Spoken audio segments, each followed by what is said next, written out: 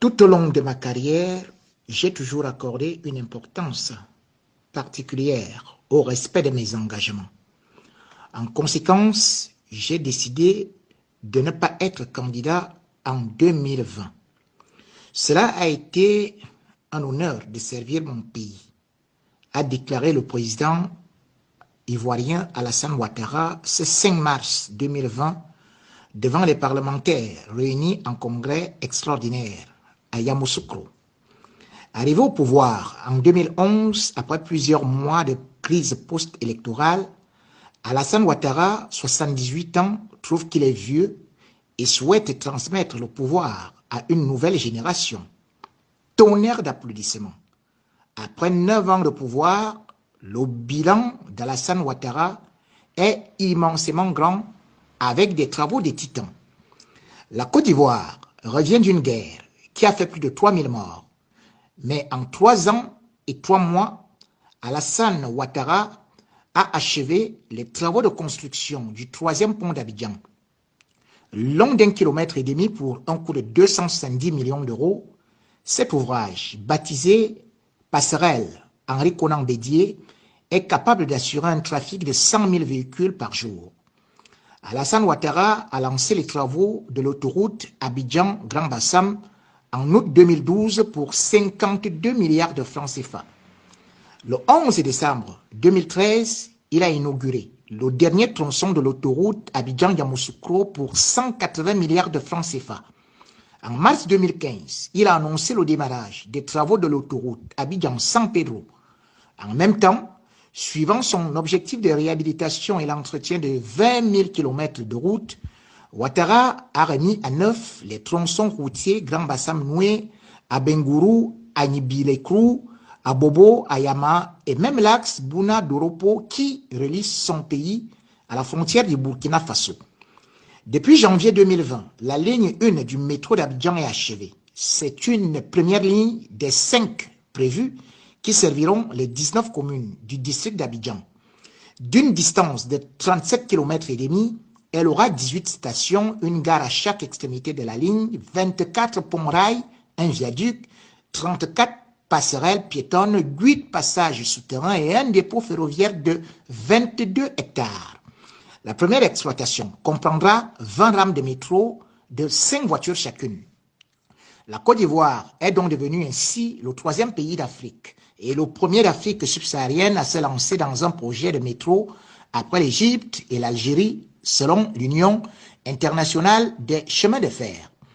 Le projet dont la phase 1 des travaux a été achevée en fin 2019 a déjà entamé sa seconde qui consiste à la libération des emprises et le terrassement avant les travaux lourds qui dureront 4 ans. En dehors des projets de construction des 5 lignes de métro, une ligne de tramway, une ligne de BRT, une nouvelle ligne de chemin de fer San Pedro Bamako et des TGV sont également prévus dans le programme national du transport ivoirien. Les Biamorounais, si prompts à critiquer Alassane Ouattara, mourront tous d'accidents sans jamais avoir vu une seule autoroute terminée en 38 ans, voire 100 ans de règne.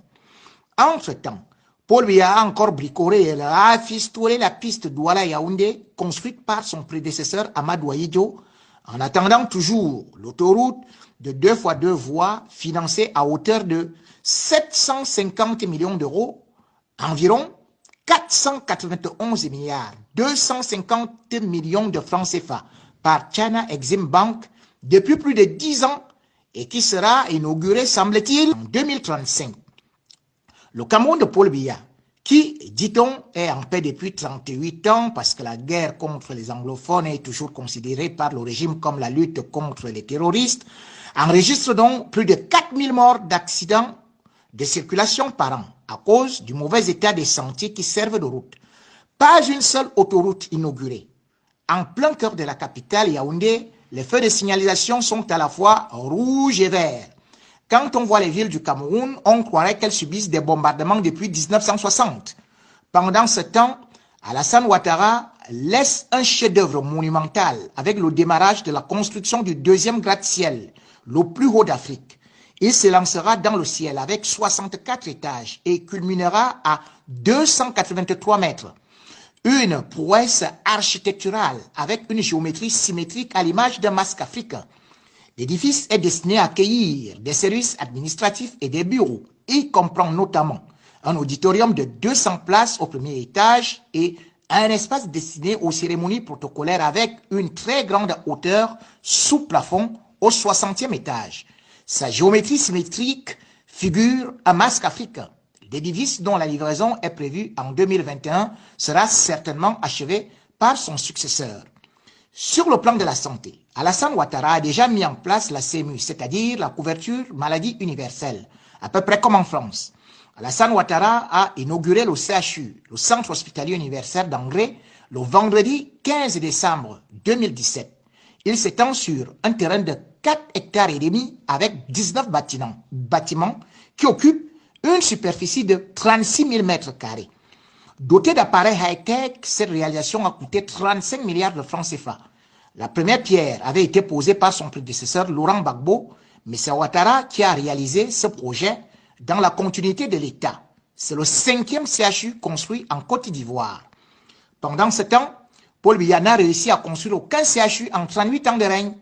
Le seul CHU de Yaoundé, construit par son prédécesseur Amadou Ahidjo en 1978, est devenu un mouroir où il faut débourser 5 000 francs CFA pour une consultation.